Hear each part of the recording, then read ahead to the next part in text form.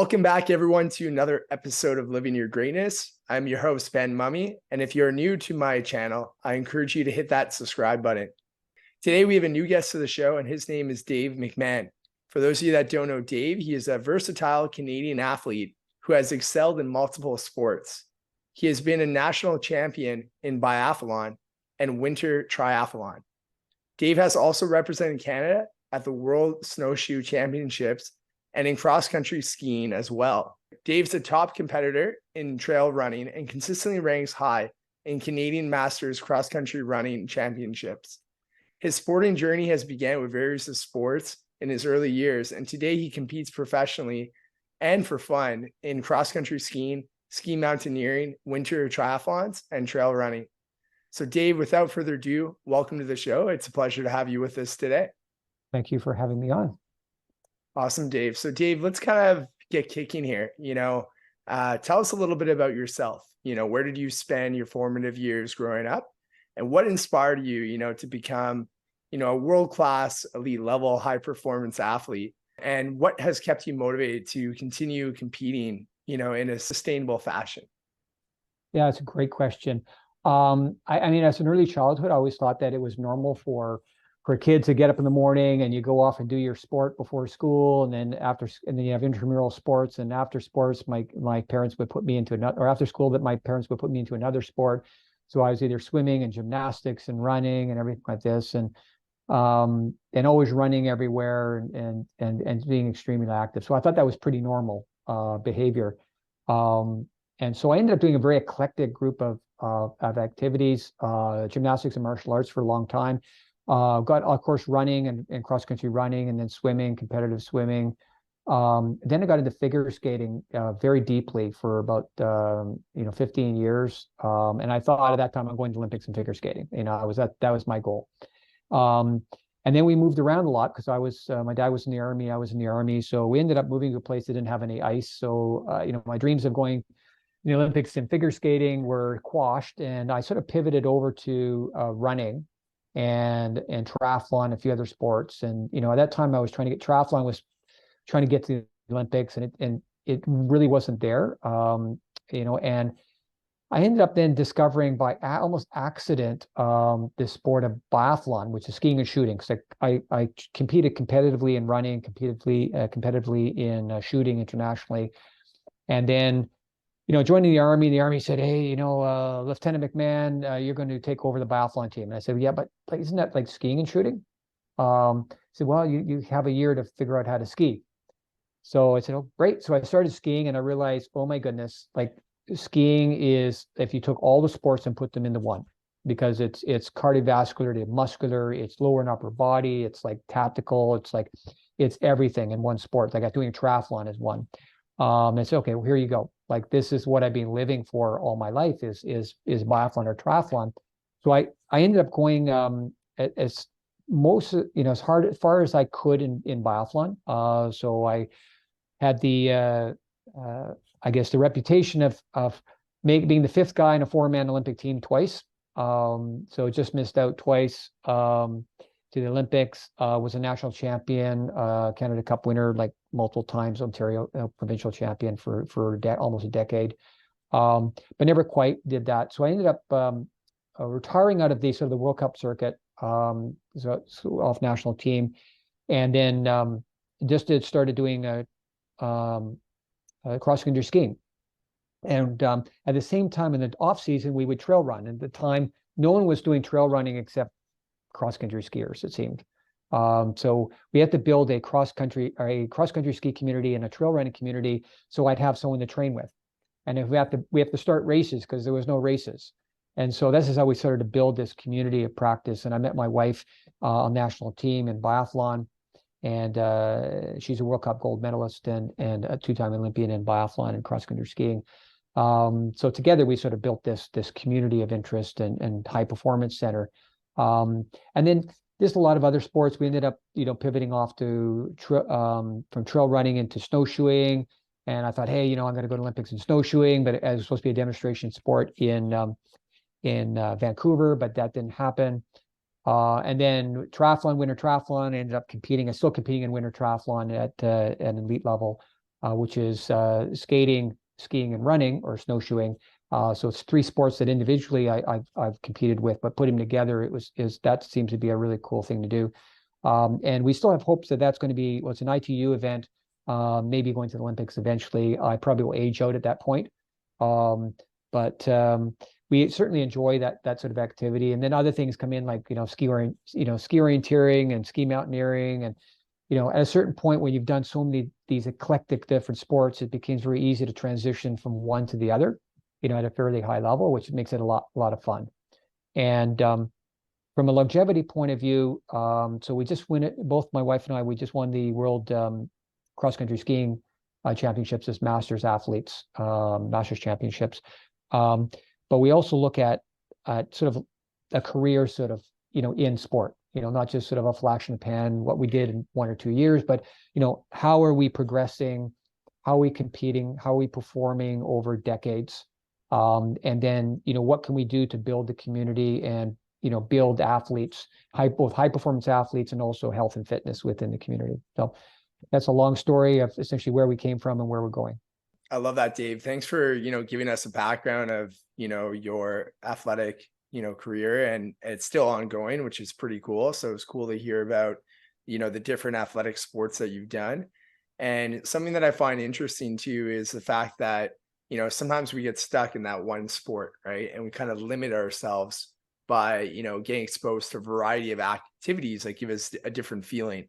So even though there's a common theme there with, endurance sports and, in terms of that aspect, it's been really cool to hear, you fall in love, right, with these different types of endurance sports. A question though, I'm curious to ask you, Dave, there was probably at some point, a mentor or someone that you looked up to at some point, because you're very involved in community as like a leader, in a lot of these fitness groups. But I'm sure there was also a point in time where there's someone that you really looked up to. So do you have any stories or any mentors that you want to talk about? Well, there's been a lot. I mean, I was always one where when I was looking at getting into a new sport, I'd always look at like who was the best in the area, who was the best in the country, and and I called them up and I said, hey, I'm coming over. I want to train with you. Can we do that? And quite often they say, sure, come along. So it was always like, and, that was really, really helpful. Help for skiing and help for like everything that I was doing, downhill skiing or running.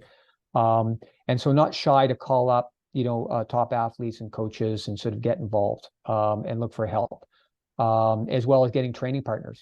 Get some of the best training partners you can around. Not just the ones that are fast, but people that are going to motivate you, people that are not going to bring you down, people that are going to be, there for you, supporters and everything like this. Build a community around you, whether it's club-based or whatever, so that you can essentially train with that environment. You can live and thrive with that environment. I had some funny stories, like back when I first got into sport of biathlon and cross-country skiing. I remember talking to, some, a gentleman that had been to the 1968 Olympics or something. Was when the 60 Olympics. And I said, can you give me some advice? He said, yeah, make sure you run during the off season, during the winter, because if you don't, you're going to be crippled in the spring when you start. And of course, I ignored his advice and just skied all winter, didn't do any running. Came off the ski season with a great big engine and like legs that aren't used to running, and then started running like road races, and within weeks get completely crippled. And so, that would be like, and I still tell that piece of advice to people as well, is like, I learned so much about my own sport by talking to other people from other sports, and looking at like, what does swimming do well? I mean, they do breathing really well. What does running do? Well, they have, running training is down to a T. It's like, we know how to run, we know how to train for running. What does cycling do? Well, they do power, they do other things. So, and then when we talk about a training chain in different sports, I see it as a continuum. So for running, I cross-train in my own sport, like let's say running. I do track, road, cross country, then trail, then mountain. And then when I finish that, then there's snowshoeing.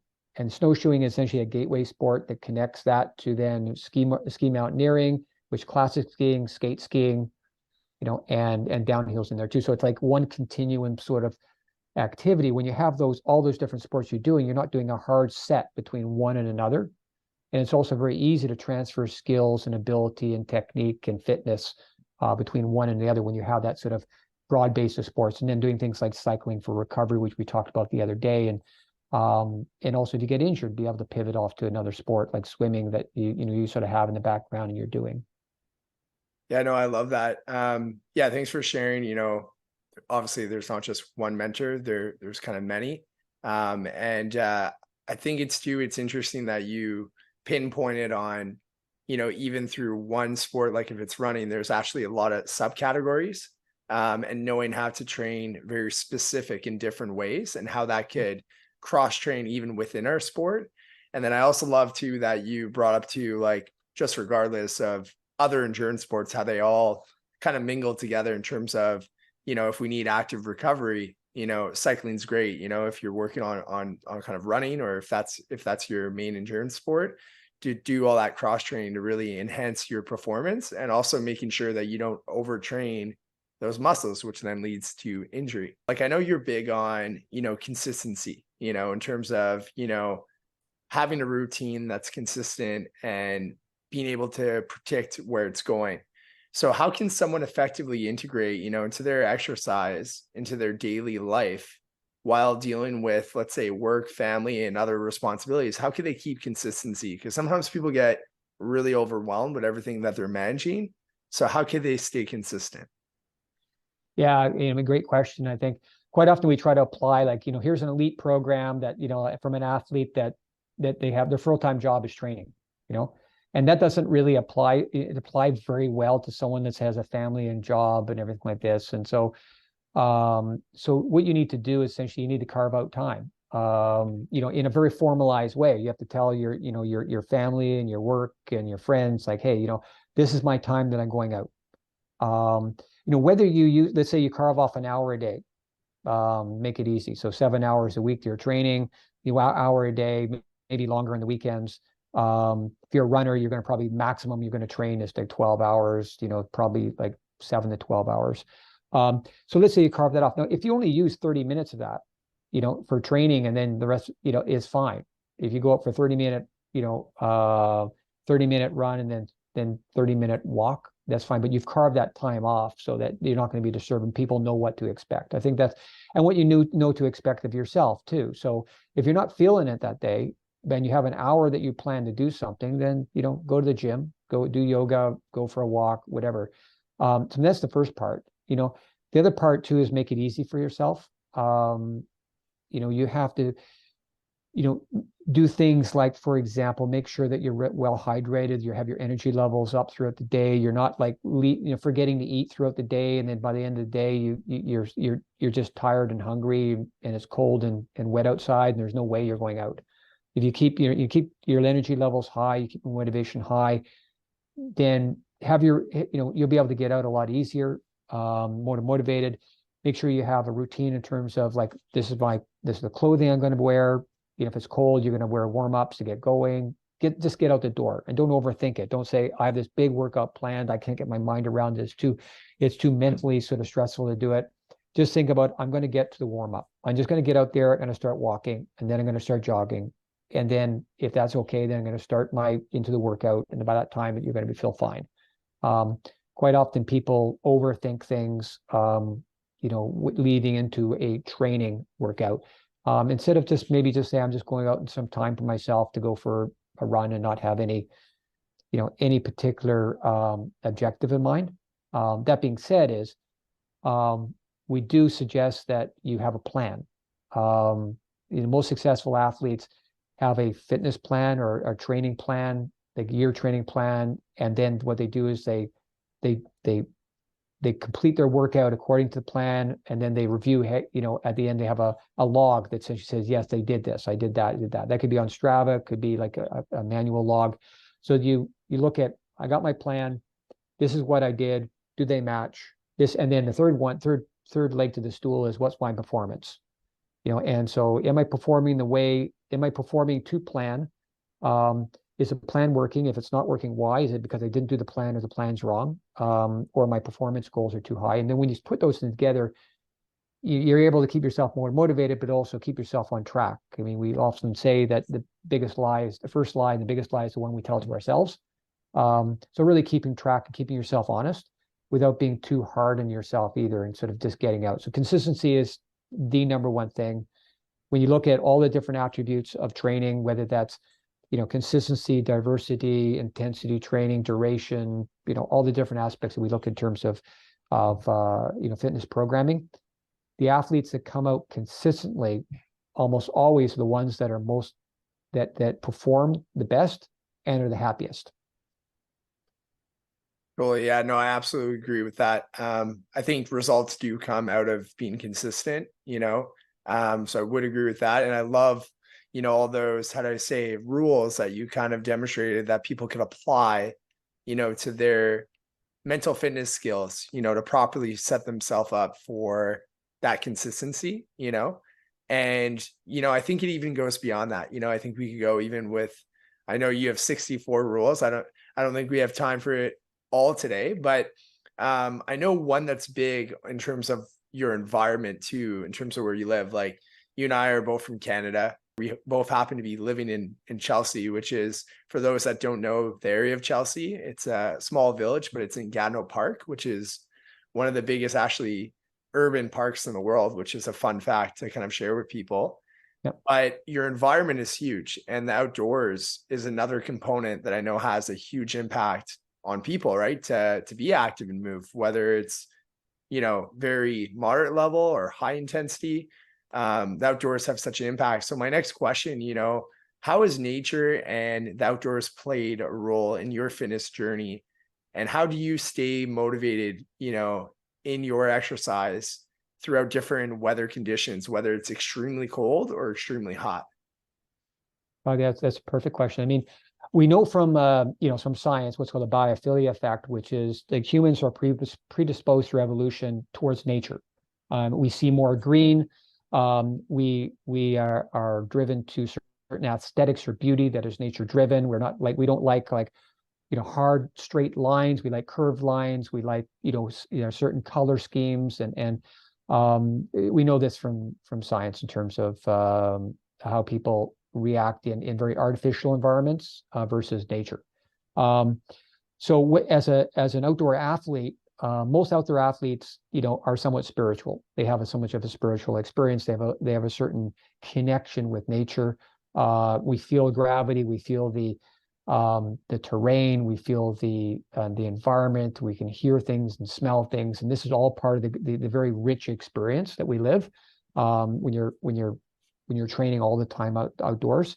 And part of the visualization process is to visualize all those various elements and incorporate them. So the more you can embrace nature, instead of fighting it, the better. If there's an outdoor athlete, as an outdoor athlete, one is be prepared in terms of clothing. Big one. Whether it's warm-ups or whether the proper clothing, proper shoes, proper outdoor wear. Save yourself a lot of trouble. There's no such thing as bad weather, it's just bad clothing choices in a lot of cases. What I like to do as well is, and I love being in the top of a mountain in a snowstorm at night. I find it very cathartic, very, very cleansing type of experience. Worst in hot conditions, probably wouldn't do like a race, like ideally wouldn't do like heavy intervals in a hot QA. I'd find a different workout that really, makes sure I wasn't going to dehydrate. So you adjust your workout.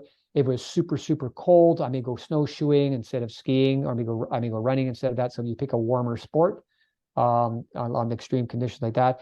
If it's pouring rain and 0 degrees, which is probably one of the worst conditions you can be in, I like to do intervals. Hell, I'm out there anyway, doing hill repeats, bring it on.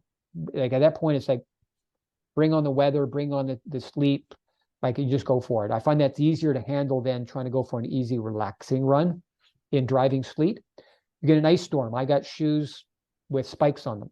So it can be a total ice storm, an inch thick of ice. I'm going ice running, and I'll go up a riverbed or whatever, and do that. So I have various contingencies based on certain weather modes. whether it's snowshoeing, skiing, running, whatever, and different clothing. And part of a game, it's part of a game, or it's part of the interest to be able to actually go out and pick a workout that is going to be, you need to do anyway. The weather's here, let's embrace it. Like nothing should be sneaking up on you in the sense of, oh, gee, it's going to be hot. Well, it's hot a lot. It's cold a lot. It's rainy a lot. And if you wait for the perfect conditions, you're not going to get out very much. Because I know in Ottawa, it rains 50% of the time here, and half the year is below zero. So it's just something that one needs to embrace. And the more you relax in it, the more that it seems very natural to be in that sort of thing. Totally. And I also think it adds a different experience, right? When we talk about, let's say, physical activity or endurance sports, right? There's different things that make that experience. It's not just, let's say, going slower, going fast, in that movement, or just looking around in terms of, our nature, but also, that wet feel or that dirty feel, if you're running a little bit in mud, as a trail runner, right? It adds to that experience. Or even, yesterday, we had a very wet run where it was pouring rain on us, but it was actually pretty warm and humid. So it was actually kind of nice, right? So it adds that, like for me, that was a memorable run, in the fall here that I'll always remember, and who I was with, which was, there was about 10 of us, obviously a smaller group, right? So I think that was a really good point. And, something that I'm curious kind of to ask is, in terms of, if someone is really, really struggling with their motivation in terms of they're like, what, Dave, a couple of times now, I've had, the equipment and gear, which is just collecting dust. I've, joined communities, but then kind of stopped or wasn't really consistent. What is, a piece of advice, if someone's trying to, break up with failing fitness routines and create a routine that's a little bit more sustainable, what would you recommend?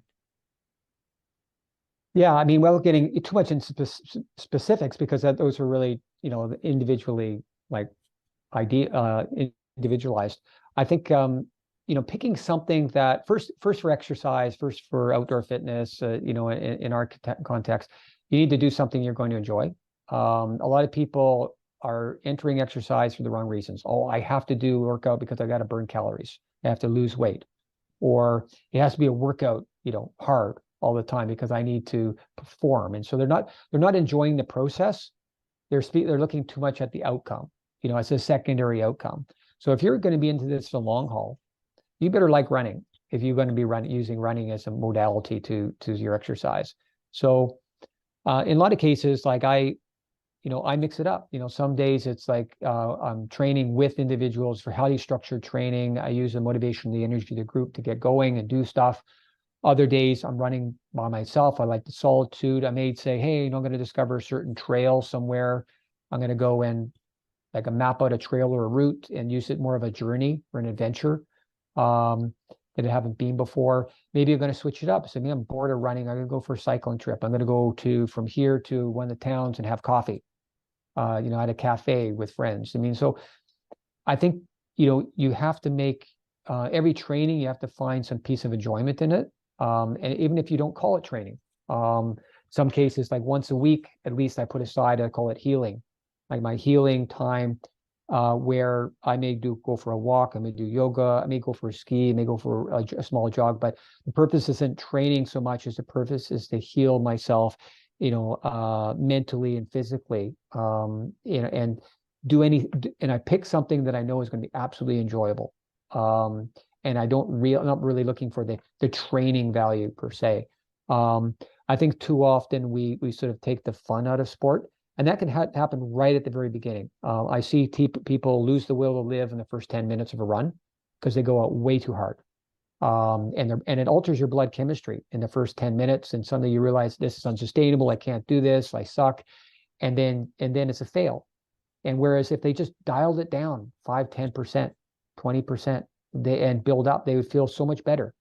So don't go so hard as you're really going to have those negative. So if you start getting negative thoughts, slow it down, switch it up. Think of something else. Don't force it per se. And I think that's part of the key to sort of getting out there, as well as having this, regiment as well to sort of get you going out the door without overthinking it. Just start walking, put your sports clothes on and your running shoes on and start to walk, in the woods or whatever, and eventually to jog. And before you know it, you'll be fine. Totally. Yeah, no, I think that's a lot of great points. I really like that slow progress part. And I also like the idea too of, you saying like, pick things that you actually like to do. So then you feel like doing it, right? Because there's obviously a reason why you like it. And it could be, for countless of reasons. It could be Yeah. the feeling of that activity. It could also be just the fact that you like going slow or fast, or that you like that, Yeah.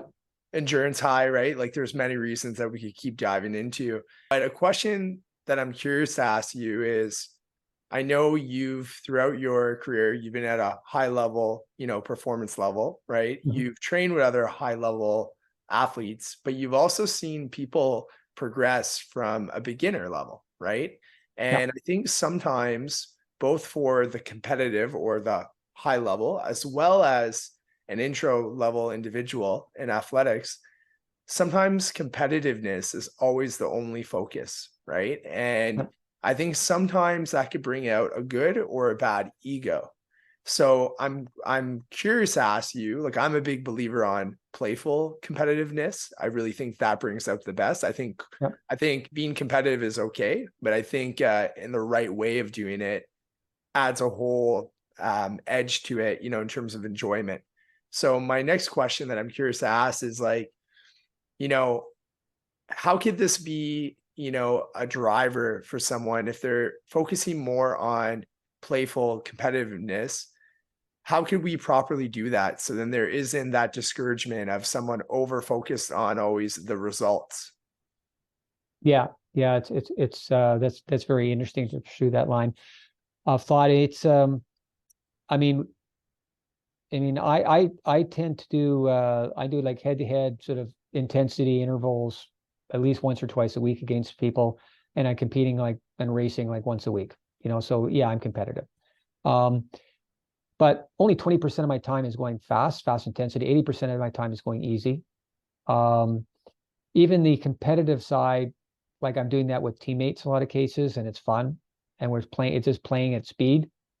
The rest of the time is like really focus on either internally myself, um, and then also like the whole social element. Um, so I think that I've seen it both ways. I've seen it certainly athletes that are way overly competitive, and that's their whole life, and they become very performance focused, outcome focused, and that it can have like devastating consequences for two reasons. One, they miss all the fun out of the sport. They suck out of the fun, all the fun out of the sport, and two, their life and their emotions just go up and down depending on the results. Their sense of self-worth, everything like that. And they also become like difficult to deal with. Like, you don't want to be around them all the time because they're just hyper competitive, and that's all they think about.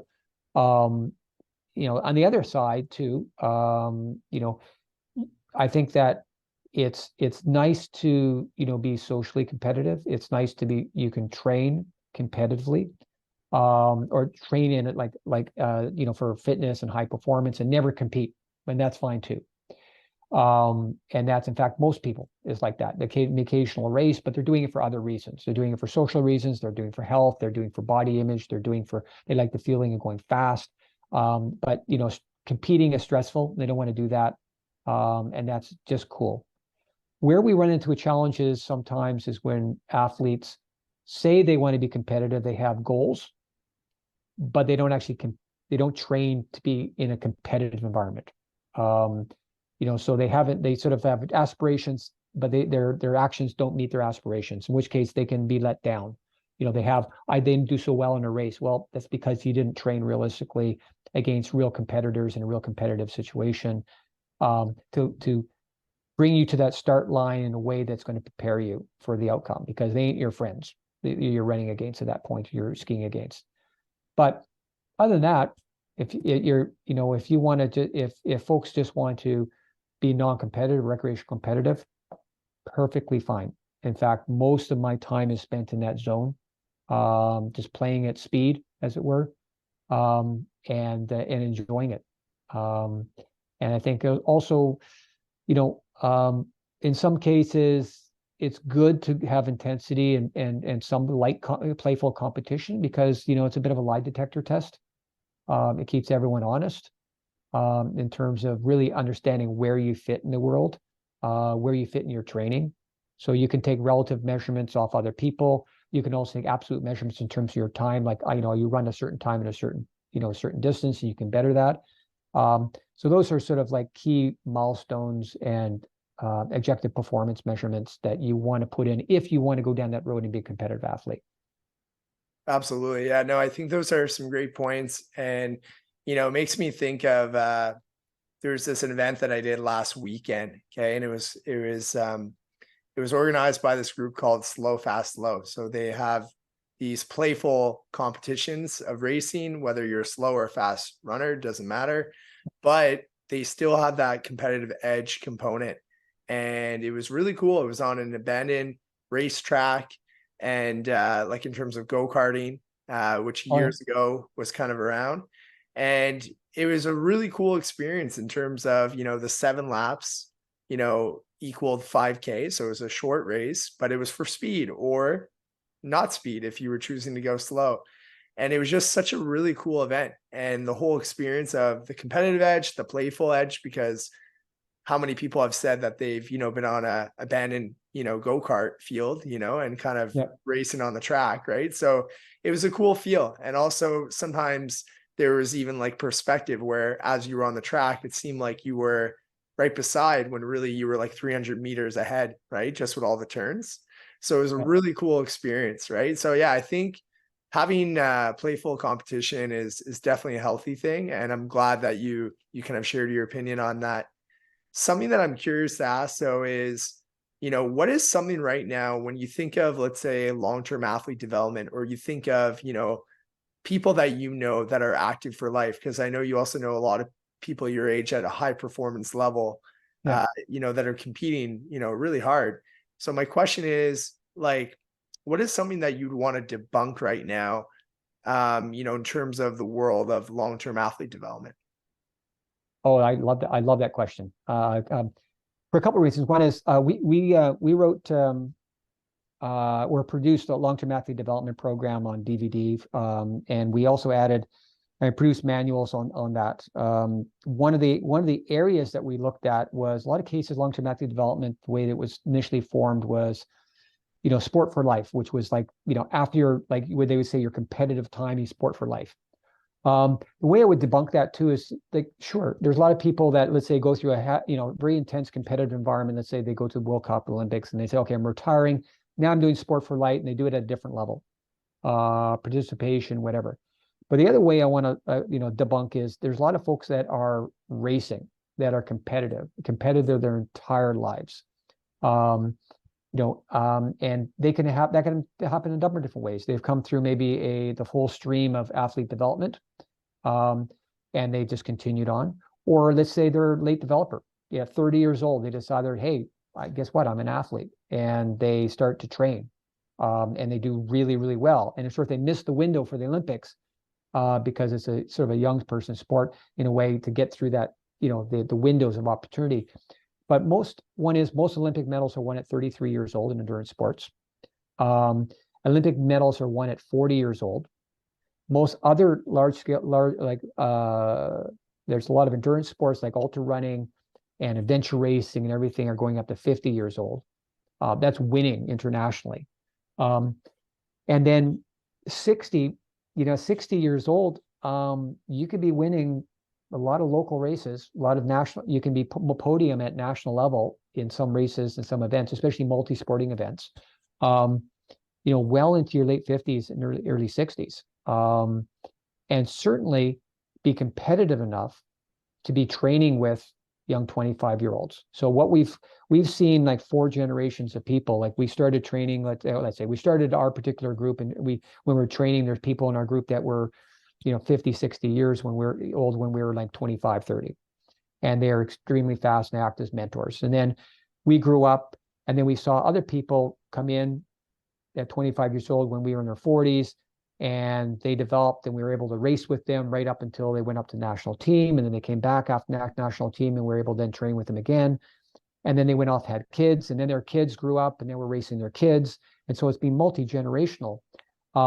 So you can be training with and be competitive with a lot of different, like I say, developing athletes well into your 60s. And then even like we see people at 70 years old that all intents and purposes they look darn good.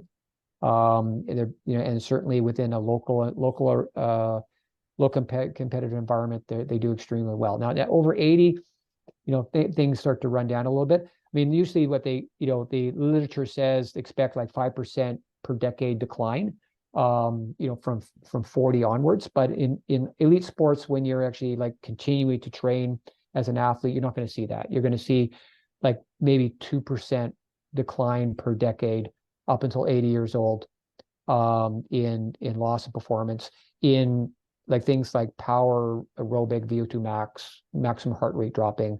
But what you also probably get is your technique is going to improve, your strategy is going to improve. And if it's multi-sporting domain, like adventure racing, where you're looking at multi-different sports, like it takes a lot of years to develop skill sets in multi-different sports or certain types of triathlons and things like this. So the good news is that we've also seen people at 60 or 55, they retire and they have time in their hands, and it's amazing what they can do.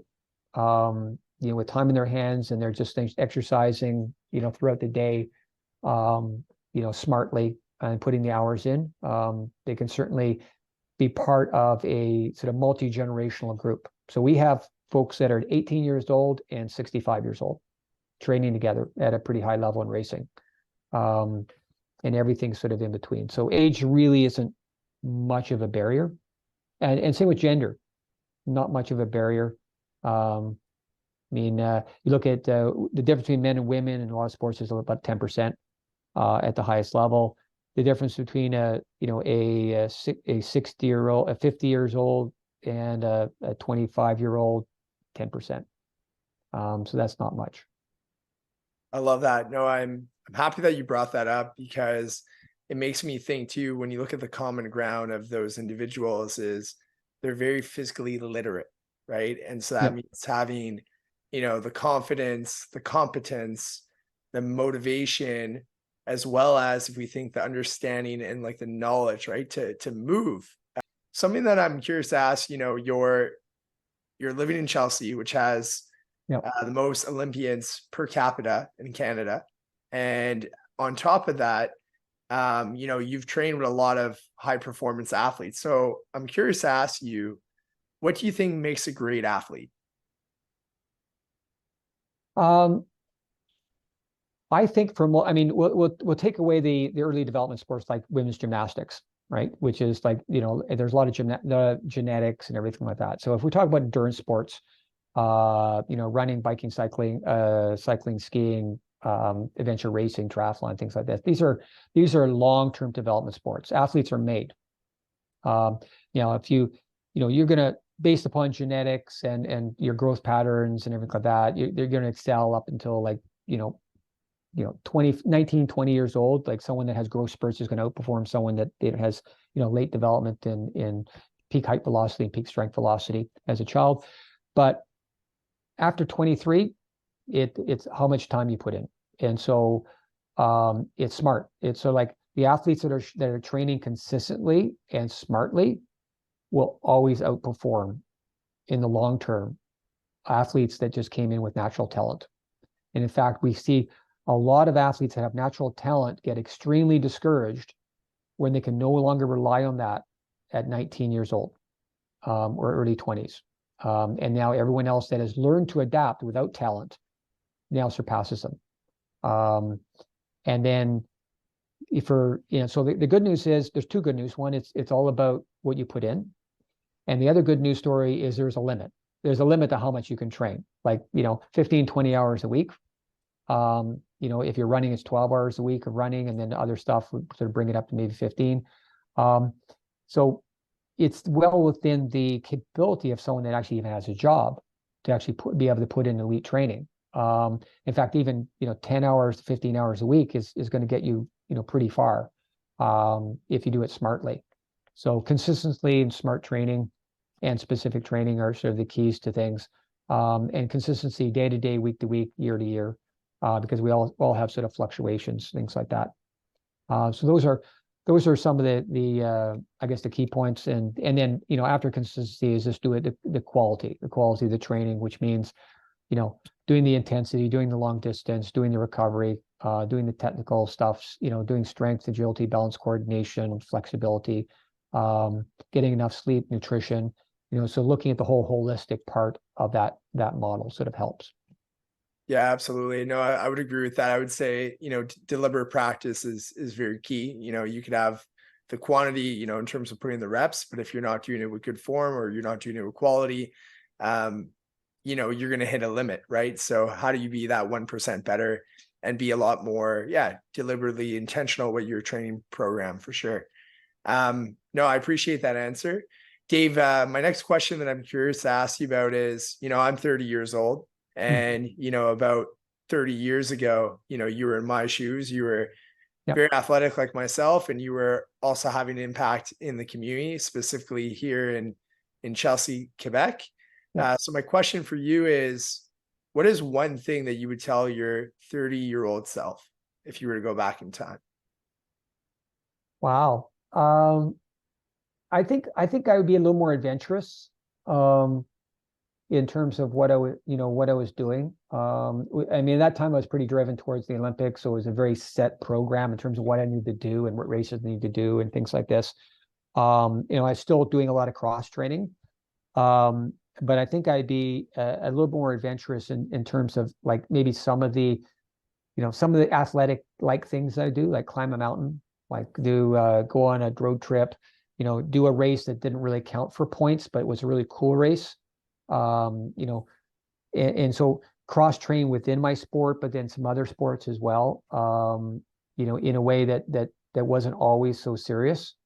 Also, I mean, big one, stretch, stretch, I would say strength, not just like strengthening the big muscles, but all the small muscles, all the ligaments, all the flexibilities. Quite often, especially as an athlete, it's always about the hard workouts. And we forget about the recovery. We forget about taking time for ourselves. We forget about healing. We forget about stretching because that's too easy. We forget about stretching the small muscles and small ligaments, or working the small ligaments, small muscles.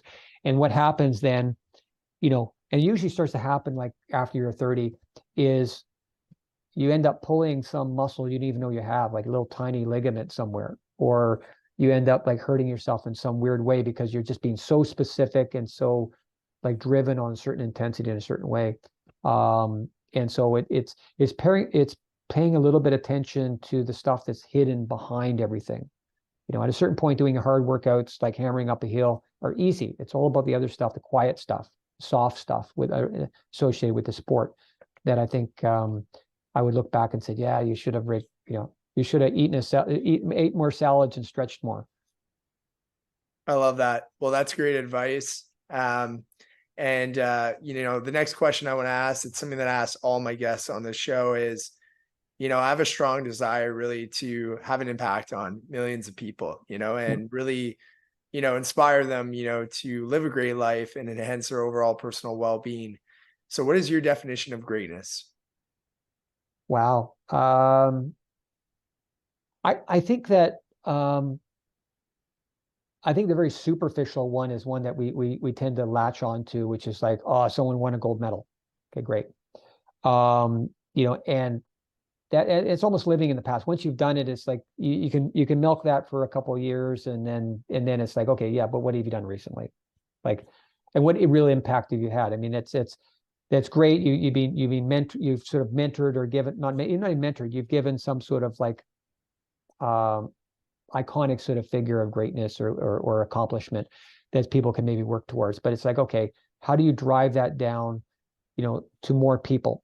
How do you open up about your training? How do you mentor people to go through that path? How many people you touch in your lives? And what you find is the more people that you can impact in your life around training, around wellness, around mindfulness, around health. And they then pass it on to their family and their people, and especially multi-generational. Pretty soon, like you can get that 1 million of people that you've touched. I mean, we produced many of the technical videos on cross-country skiing, many of the fitness videos. These are videos like back when we had videos, and then DVDs and things like this. And even now, and we're getting people that we meet in British Columbia that says, hey, I learned to ski on your video 20 years ago, or I watched this here, or that motivated me to do this. Or you taught me, but then I taught these 5 friends and they taught their 5 friends. And you're like, okay. And then one of those people ended up deciding to go and, go off and do World Cup or something like this. And so, you have to do it altruistically in the sense that, you have to do it selfishly. There's to say, I'm not doing this to be great. I'm doing this because I do want to give into that environment. I want to foster this community. I want to build this, special community of interest.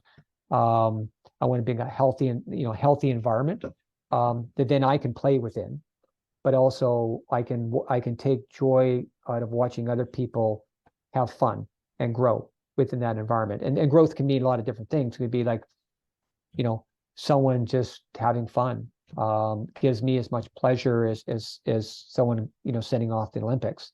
I mean, it's about those sorts of things, and and the more that you can be part of that community over a period of, multi-generational is also very, very interesting. So, and that's sort of a cheesy description of what greatness is, because I don't really like talk about the goal of being greatness. It's really around, how much legacy and how much positive impact you can have. I mean, we talk about this concept of philanthropic efficacy. It's like you have a certain amount of goodwill that you can give. Like how much of that you do globally, like $1 in Africa will go a lot further than $1 downtown Toronto. But how much do you do globally for global issues around, if it's just talking sports, like, anti-doping, fair play, right to play, things like that. How much you do nationally in terms of national standards and guidance and national programs and associations, and how you do locally in terms of race development, club development, individual sports development, how you do right down to the individual. And it's how you then parse out your time that makes sense for you. They'd say, I can do this much here at this level, this much at this level. And maybe you decide that all you're going to do is do special Olympics or Paralympic athletes in this area. And you become the best coach, the best supporter, the best program coordinator in this area. And that's your legacy, and as long as you do no harm, thumbs up. Yeah, I really respect, that definition or that perspective, of, again, it's not about the gold medals. It's about, the impact or the legacy that we're trying to leave. And, it can be done in many ways, right? But to give back, I think not only just to others, but also to yourself as well, because there's a whole community experience from that. You've been very generous with your time today. And Yep. Where is the best place though for, my listeners that are tuning in? Because not everyone is from, for example, Chelsea, Quebec. Where's the best place for them to go, to connect with you online? Oh, for sure. Yeah. I mean, you can come to our website, which is www.naturalfitnesslab.com. We also have a web page and a Facebook page, and a Facebook group, and you're welcome to join that. A lot of the folks that are on there and participate in discussions and listen to what's going on and read what we have to say do so virtually. So we have 3,000 members, of which like maybe 100, 150 show up at practice at any given time. The rest are people that have flowed through the program or are listening on the side and use it to essentially get themselves motivated, see what the programs and type of workouts we're doing. And it's all pretty much free. For the summertime. For skiing, there's a small fee associated with that, but we're multi-sporting sort of center of excellence in this area, but we have folks that from all over the world. That's great, Dave. So I will be sure, to put all that information, in the podcast notes. This way everyone knows where they can go to kind of connect with you. And I want to just take this last moment, Dave, just to, thank you again for your time today. Thank you for being here. Thank you for sharing, all the wisdom and all the lessons that you learned, not only through fitness, but even I think mindset and kind of life. But yeah, it was a true honor to have you on today. Well, you were welcome. Pleased to be here, and it's great to meet you. Absolutely. We're doing running together often. It's been loads of fun, and to many more runs. Yep. Take care, man.